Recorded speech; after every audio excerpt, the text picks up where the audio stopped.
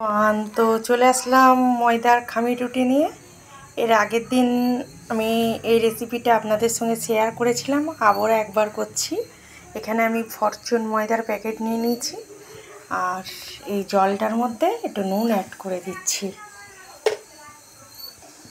দেখুন জলটা বয়েল হয়ে এসছে,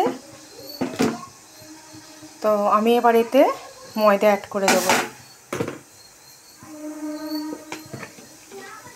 এটা একদম ইজি, কোনো ঝামেলা ছাড়াই, জাস্ট শুধু এটা দিয়ে একবার নাড়িয়ে নেব।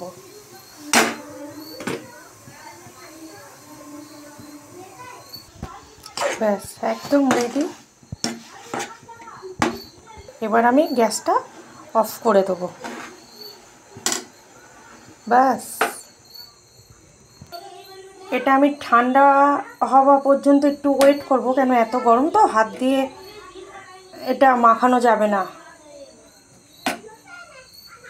এই দেখুন গরম ধোঁয়া উঠছে। কুড়ে মানুষরা হয়তো ভাববে বাপরে বাপ কী ঝামেলার ব্যাপার, কিন্তু একদম ইজি।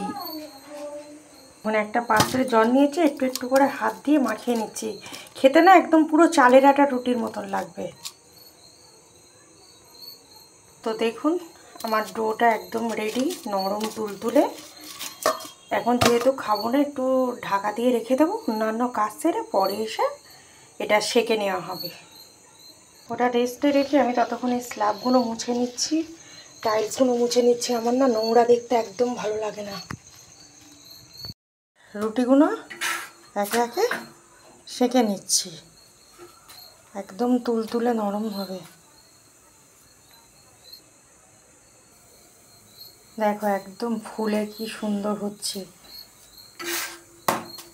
পুরো মনে হবে যে চালের আটা রুটি খাচ্ছি।